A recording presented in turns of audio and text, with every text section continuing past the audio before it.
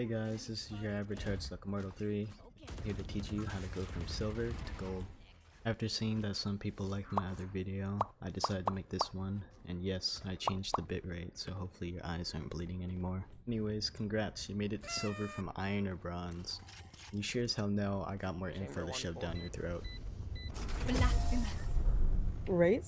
So you watched my iron and bronze guide, and now you can aim heads. At least I hope. You don't insta crouch spray, but instead you strafe. Great. Now let's talk about the new things you must learn. You need to learn what space control is. I say this because Valorant isn't just a shooter game. It's like a game of paper IO, where your team's goal is to take control of the space on the map.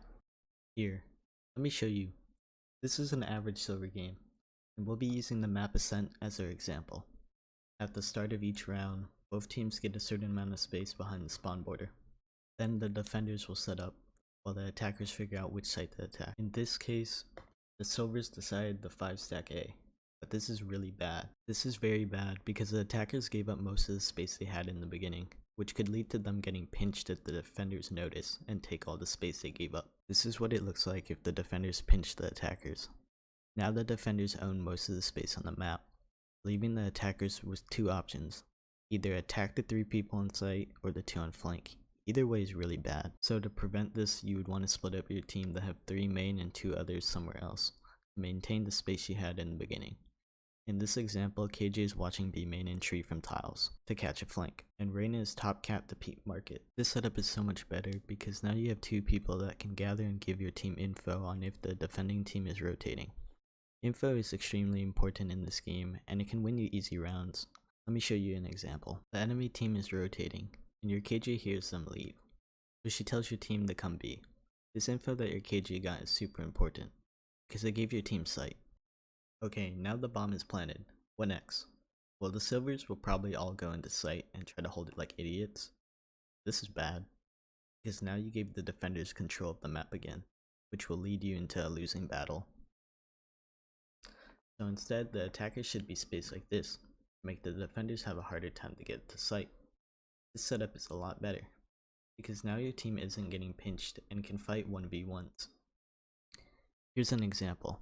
Your Reyna killed Raze, and now decided to flank Skye and Omen from mid, and this play was only possible because your team maintained more space and won their 1v1, instead of giving it all up and playing back sight.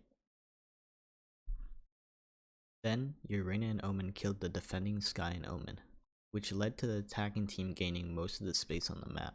But oh no, your Jett died.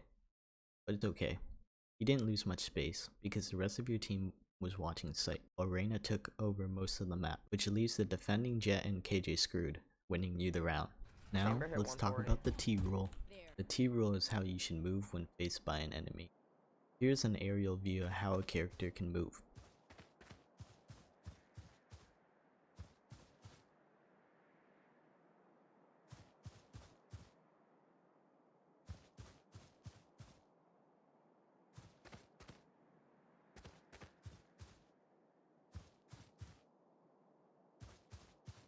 When fighting someone, you only want to move horizontally, in the area they are looking, not vertical or diagonal, because when you move horizontal, you move faster on their screen.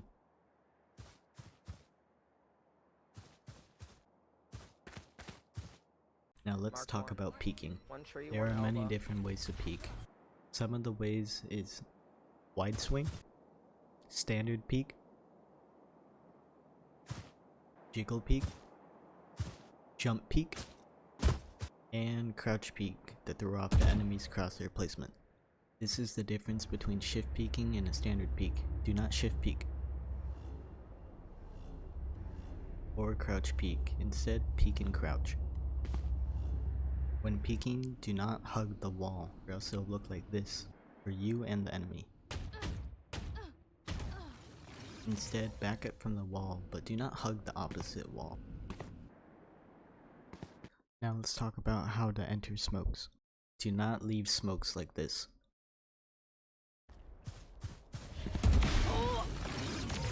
Instead, exit like this, causing the enemy to have a 50-50 with you.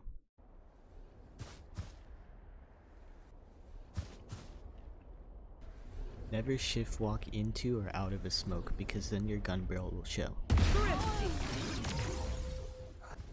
Instead, enter sideways.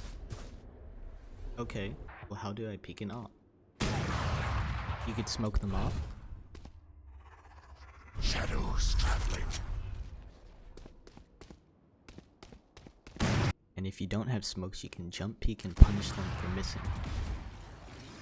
You can also jump peek and blind them if you see them. Anyways, I'm gonna try to wrap it up here because I don't want the video to be too long. So my final tips are, if you don't want to solo carry to gold, try to find a good duo or trio and play a lot with them. And if you have any questions, feel free to make a comment. Maybe like the video and subscribe, it would mean a lot. And good luck grinding, guys.